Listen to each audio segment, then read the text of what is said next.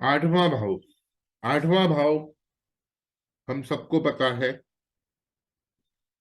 पीड़ा का भाव है, प्रॉब्लम्स का भाव है, हिंड्रेंसेस का भाव है, लॉन्जिविटी का भी भाव है, पेन सफरिंग ह्यूमिलेशन इंसल्ट का भाव है, इनहेरिटेड प्रॉपर्टी का भाव है, इनहेरिटेंस का भाव है, डाउरी का भाव है, all of an sudden events का भाव है, रिसर्च का भाव है, एक्सीडेंट सर्जरी ऑकल्ट का भाव है, इंश्योरेंस बिजनेसेस का भाव है, किसी भी प्रकार की टेक्निकल वर्क्स आठवें घर में होते हैं, क्रोनिक इलनेस का भी भाव है, ट्रांसफॉर्मेशन का भी भाव है, ऑकल्ट का हम सब एस्ट्रोलॉजर्स के लिए मुख्य भाव है, हर प्रकार की मैन्युफैक्चरिंग बिजनेस आठवां भाव है, आपके इन लॉज आठवां भाव है, अंडर सी एक्सकवेशंस या अंडर अर्थ एक्सकवेशंस वर्क सारे आठवें भाव के, माइनिंग आठवां भाव है, टैक्सेशन ऑडिटिंग जीएसटी डिप्रेशन ये सब आठवां भाव है, हर प्रकार की पीड़ा सफरिंग्स आठवां घर है, आठवां घर रूट्स है, हिडननेस है, तो it is the house of secretiveness. आठवां भाव अनएथिकल भाव है, क्योंकि एथिक्स का भाव नौवां है, उससे 12वां भाव आठवां भाव होता है। It is the house of illegal work, bribe, unearned income, कोई सी प्रकार की भी चीज जो छुपी है वो आठवां भाव है, दुर्भाग्य का भाव है, सडननेस का भाव है, अनइवन सिचुएशंस का भाव है, आठवां भाव आपको एक्सट्रीमिस्ट बनाता है, आठवां भाव आपके निजी दोष का भाव है जो आप खुद एक्यूमुलेट करते हैं, आठवां भाव प्रेशर का भाव है, आठवां भाव आपकी मौत के बारे में बताता है कि मौत कैसे होगी, आठवां घर राजनीति का भी भाव है, जिसमें साम दाम दंड भेद सब इस्तेमाल करना पड़ता है, आठवां भाव दूसरे व्यक्ति का पैसा है, आपका पैसा नहीं है। सो आठवां भाव इज द भाव फॉर योर कैश लिक्विडिटी।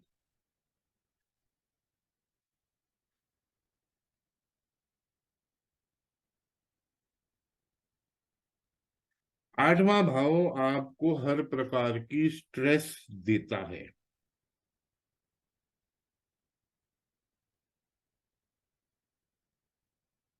आठवें भाव में ही कला है, ही ताकत है, जो एक राजा को रंग बना सकता है और रंग को राजा बना सकता है।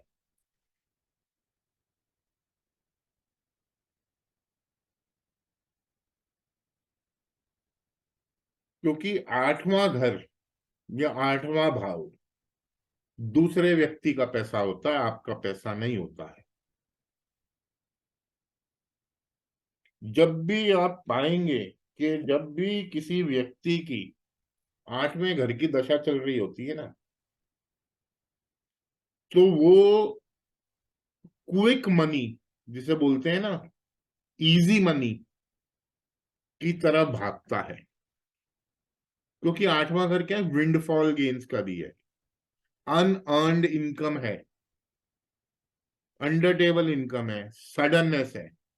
तो वो व्यक्ति जब भी 8वां भाव की दशा चल रही होती है, या आपकी केपी कुंडली में 8वां भाव बहुत स्ट्रांगली रिफ्लेक्ट कर रहा होता है उस प्लेनेट की स्क्रिप्ट में, तो व्यक्ति का झुकाव शॉर्ट टर्म मनी की तरफ होता है, क्विक मनी के मैं ओवरनाइट करोड़पति बन जाऊं।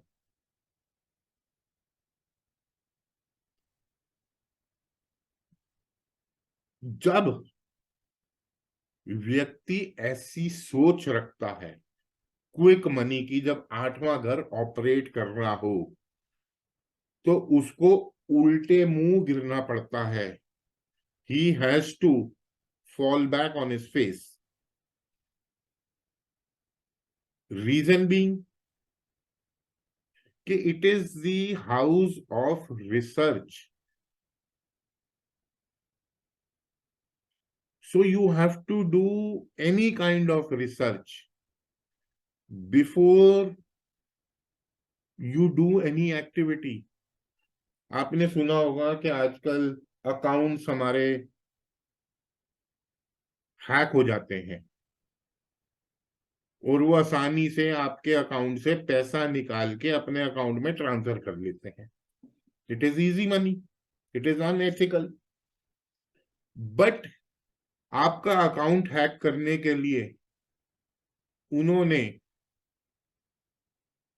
जो भी ये हैकर्स हैं, उन्होंने पहले एनालिसिस करा होगा, कोई रिसर्च करी होगी कि कैसे आपका अकाउंट हैक करेंगे।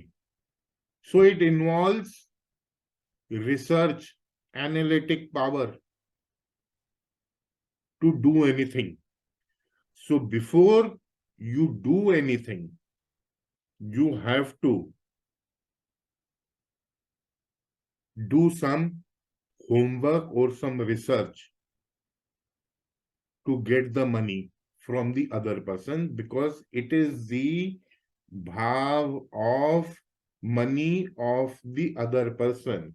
दूसरे व्यक्ति का बैंक बैलेंस है, आपका बैंक बैलेंस नहीं है। 8वां घर आपको अच्छी सेहत भी दे सकता है, जो क्रॉनिक डिजीजेस देता है, एक्सीडेंट्स वगैरह, ये सब 8वां भाव है।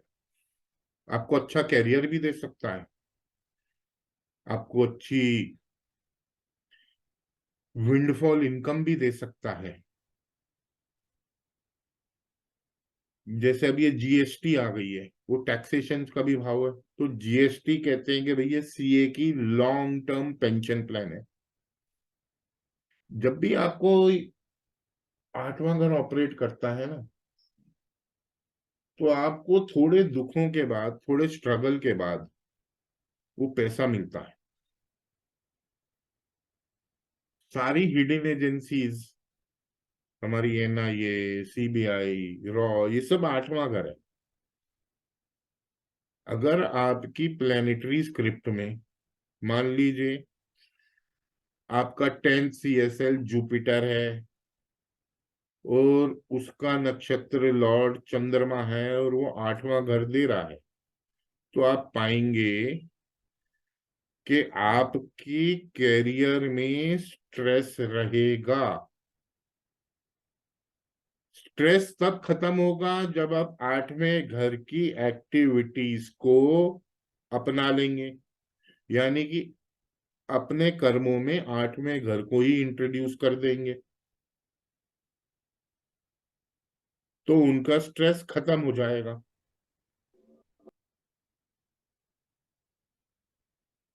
बहुत बार आप पाएंगे जब भी 8वें घर की दशा चल रही होती है, तो व्यक्तियों के जो माइंडसेट होते हैं लोगों के, वो ये हो जाते हैं कि भैया जब तक मैं अपना पैसा नहीं लगाऊंगा, तब तक मैं कमा नहीं पाऊंगा, क्योंकि वो पैसा अपना सोच समझ के ही नहीं लगाते, वो ऐसे ही लगा देते हैं, तो उनको औंधे मुंह गिरना पड़ जाता है। वो किसी मैन्युफैक्चरिंग बिजनेस में चले जाते हैं या किसी प्रकार के भी आठवें घर में चले जाते हैं, क्योंकि वो सडननेस का है। They don't take decisions after analysing anything, so they fall back flat on their face. उनको लॉसेस का सामना करना पड़ जाता है, क्योंकि जितनी तेजी से उस व्यापार में घुसते हैं, उतनी ही तेजी से वो उस व्यापार से बाहर भी आ जाते हैं, ये कह के कि इसमें मुनाफा नहीं है। सो दे फेल इन देयर कैरियर्स और दे फेल इन देयर प्रोफेशंस। तो सिंपल अर्थ ये है, जब आठवां घर चल रहा होता है, भैया अपने पैसे को आग मत लगाओ।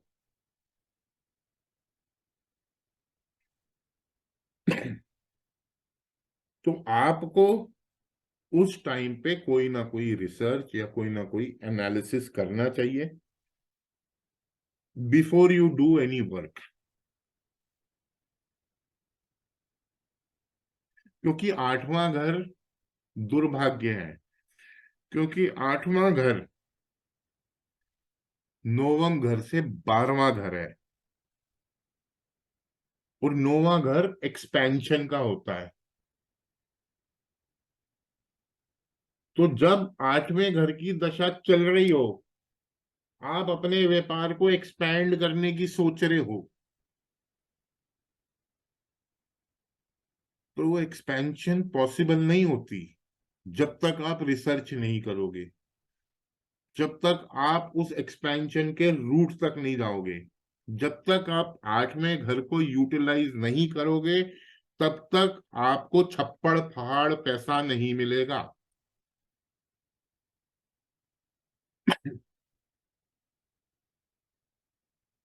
जब भी आठवें घर की दशा चल रही हो, आपको अपना पैसा नहीं लगाना चाहिए, क्योंकि आठवां घर दूसरे व्यक्ति का पैसा है। आपने देखे होंगे कि बहुत सारे आजकल वो स्टार्टअप कंपनीज आ गई हैं, जो 100 100 करोड़ 200 200 करोड़ रुपया ले आती हैं, जिसे हम सीड फंडिंग बोलते हैं या क्राउड फंडिंग भी बोलते हैं। वो सब क्या है? वो छप्पड़ फाड़ पैसा है आठवें घर का, सीड फंडिंग स्टार्टअप्स के लिए। क्योंकि मैंने हमेशा बोला है, जब आठवां घर देने पे आता है ना, तो छप्पड़ फाड़ के देता है।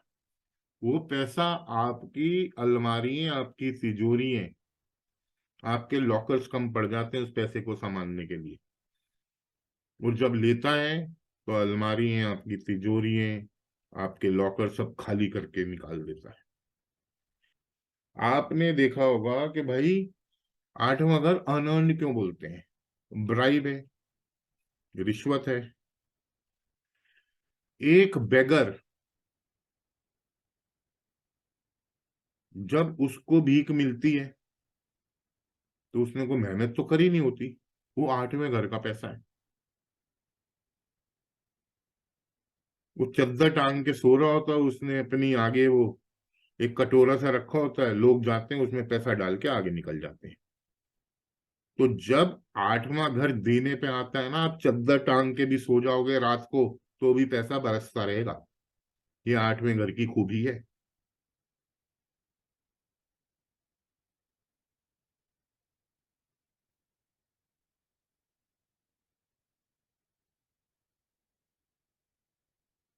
आज के सिनेरियो में, जैसे आप गूगल ले लो, जोमेटो ले लो, स्विगी ले लो, ओला उबर, कोई भी ऐसे एप्स ले लो,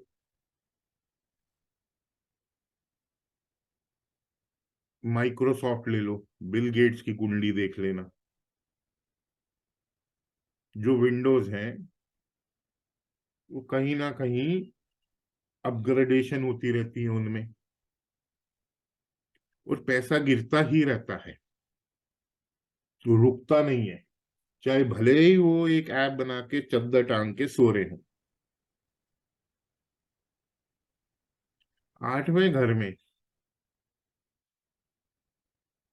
आपको ना करोड़पति बनाने की ताकत नहीं है। आठवें घर में आपको ताकत है अरबपति बनाने की। करोड़पति क्या, आपको इनहेरिटेंस मिल गई 2 करोड़, 5 करोड़, 20 करोड़, 50 करोड़ की प्रॉपर्टी मिल गई, 100 करोड़ की प्रॉपर्टी मिल गई। आठवां घर जब ऑपरेट होता है तो आदमी को अरबपति बना देता है। वो बिलियंस और ट्रिलियंस की बात करता है, मिलियंस की बात नहीं करता आठवां घर जब ऑपरेट होता है। और इसीलिए कहा जाता है कि जब आठवें घर में ही वो ताकत है रंग को राजा बनाने की और राजा को रंग बनाने की।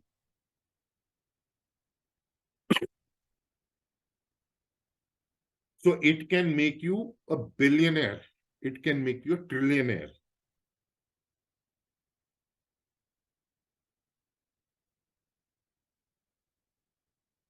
अब आपको ये देखना होगा कि आप का आठवां घर आपके फेवर में काम कर रहा है या आपके लिए नेगेटिविटी में काम कर रहा है।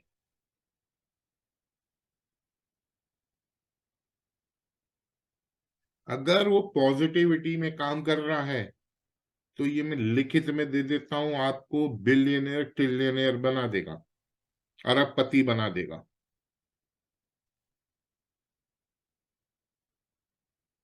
अगर यही आठवें घर के साथ जैसे 2 6 11 लग जाते हैं भाव केपी के, और उनकी दशा भी यही दिखा रही है,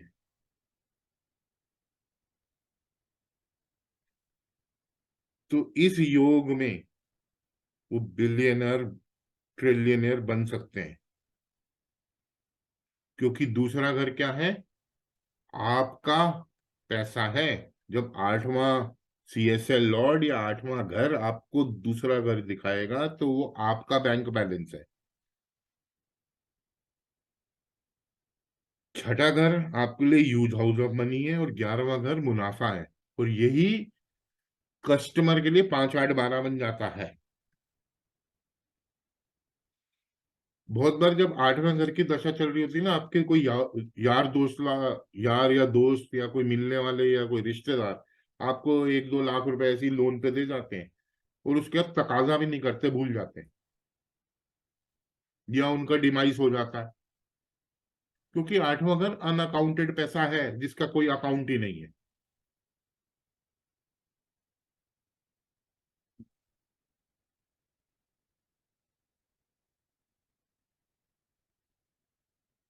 आजकल क्या है कि जब भी आठवां घर आपको ऑपरेट करे ना, अपने पैसे से मत खेलिएगा, क्योंकि वो दूसरे व्यक्ति का पैसा है।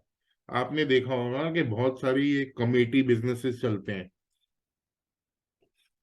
उसमें जो कमेटी का हेड होता है वो सबसे पैसे इकट्ठे करता है, वो फिर एक को दे देता है, उसी में अपनी कमीशन भी लेता है और सबसे पहली कमेटी ले लेता है। तो वो दूसरों के पैसे से अपना व्यापार चला रहा है।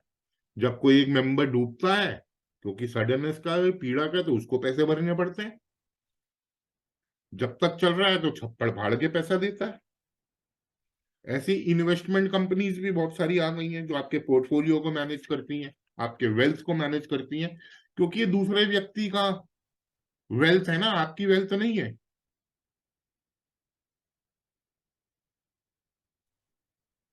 तो इसलिए जब ये कंपनीज मैनेज करती हैं तो आपका जो मुनाफा आता है या कोई आपको कमीशन चार्ज करके आपका ये पोर्टफोलियो मैनेज करती हैं। आपको ये भी याद रखना चाहिए कि आठवां घर ना अनएथिकल भाव है, एथिक्स का भाव 9वां भाव है। अगर जब आप ओवर एथिक्स करोगे तो आठवां घर आपको पीड़ा दे देगा। मैं ये नहीं कह रहा कि भैया आप चीटिंग करो, आप फ्रॉड करो, ये मेरे कहने का बिल्कुल भी मतलब नहीं है कि आप स्मगलिंग करो और जाके कोई बैंक में डाका डाल दो, ऐसा नहीं। But you don't have to be over ethical when the eighth house is operating.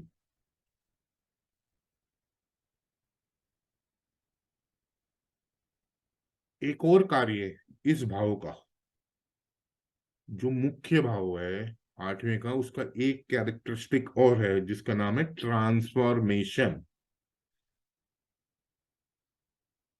जब भी आठवां घर आपको ऑपरेट करेगा,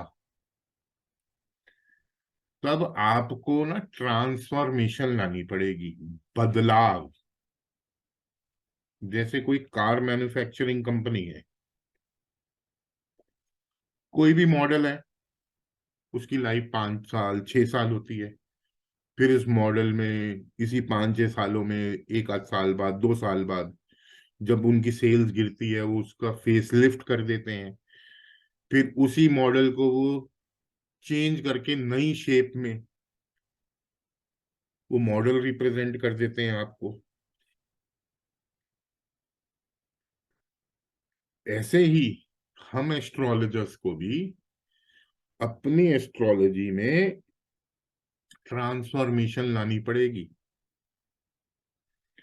अगर मैंने किसी को बोला कि भाई ये शनि देव के उपाय हैं, आप शनि मंदिर में चले जाना और सरसों का तेल दान कराना, ये तो सिंपल उपाय हो गया। अब मैं इसी उपाय में अगर ट्रांसफॉर्मेशन लेके आता हूं, मैं बोलूंगा उस व्यक्ति को, भैया तुम्हें शनि देव के उपाय करने हैं। हर शनिवार के दिन 43 शनिवार तक संध्या होते ही आप शनि मंदिर जाएंगे। आप वहां से काले तिल खरीदेंगे, तेल सरसों का तेल खरीदेंगे, और जहां छायादान होता है, आदि शीशी उस तेल की धामनी देवी का नाम लेके और शनि देव को आराधना करेंगे कि मेरे दुखों का निवारण कर दीजिए। और आदि शीशी बजरंग बली का नाम लेके कि बजरंग बली अपने मित्र शनि देव को बोलो कि मेरी पीड़ा का निवारण कर दें। उसके बाद अपना चेहरा उस छायादान में देख के शनि देव के आगे हाथ जोड़ के और 7 चक्कर या 9 चक्कर लेके या 8 चक्कर लेके आप बाहर आ जाइएगा। तो ये क्या हुआ, ये ट्रांसफॉर्मेशन हुई एक रेमेडी में। तो जब तक आपका आठवां घर चल रहा है, आप ट्रांसफॉर्मेशन नहीं लाएंगे, तब तक वो घर आपको छप्पड़ फाड़ पैसा नहीं देगा।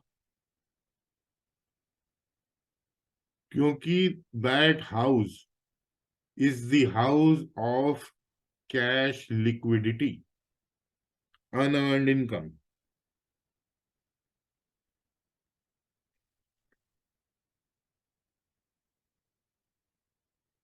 आपने बड़े से बड़ा कोई इंडस्ट्रियलिस्ट हो,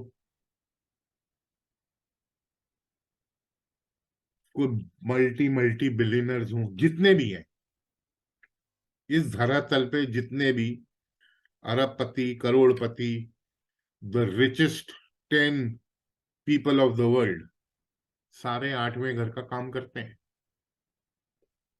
किसी प्रकार की मैन्युफैक्चरिंग कर रहे होते हैं, किसी प्रकार की टेक्नोलॉजी का काम कर रहे होते हैं। अब एप्पल भी है। एप्पल क्या करता है, रोज कोई ना कोई मॉडल चेंज करता है, क्योंकि ये भाव ट्रांसफॉर्मेशन मांगता है। जब तक इस भाव में ट्रांसफॉर्मेशन नहीं आएगी, आपकी ग्रोथ नहीं हो सकती। चेंज मांगता है। ये भाव टेक्निकल भाव है। ये भाव हर प्रकार की, जैसे मैन्युफैक्चरिंग है उसका भाव भी है, सर्जरी का भी है, ऑडिटिंग, टैक्सेशन, इन सब का भाव है. So you have to use the 8th house. आज जो कंट्रीज हैं, one of the richest countries are like all these oil producing nations. वो क्यों है? या डायमंड प्रोड्यूसिंग नेशंस. ये सब कहाँ मिलता है? धरती के नीचे. उस धरती के नीचे का भाव है. तो 8वां घर आपको स्ट्रगल जरूर देता है, पीड़ा जरूर देता है, मिजरी सॉरोज जरूर देगा, बट इसी घर में है ताकत छप्पड़ फाड़ पैसा देने की, और किसी घर में नहीं. न छठे में, न 11वें में, न दूसरे में. इसलिए the top 10 richest people in this world are connected to the 8th house. Either technology, oil, manufacturing, or any type of transformation is simple the 8th house. If you use research and technology together, your 8th house will make you a billionaire, a trillionaire. पैसे की कमी नहीं होने देगा. तो ये हमारा एक छोटा सा आज टॉपिक था छठे घर के बारे में, पैसा लेन देन के, और 8वें भाई घर के बारे में. जो आप लोगों ने सुना था सिवाय पीड़ा के कुछ नहीं देता. तो 8वां घर छप्पड़ फाड़ पैसा देता है. किसी का कोई सवाल है तो पूछ लीजिए. जी शुक्र जी. सर ध्वजनी देवी का नाम लेना है. धामनी देवी, शनि देव. भावनी, धामनी. धामिनी, शनिदेव की पत्नी. जी.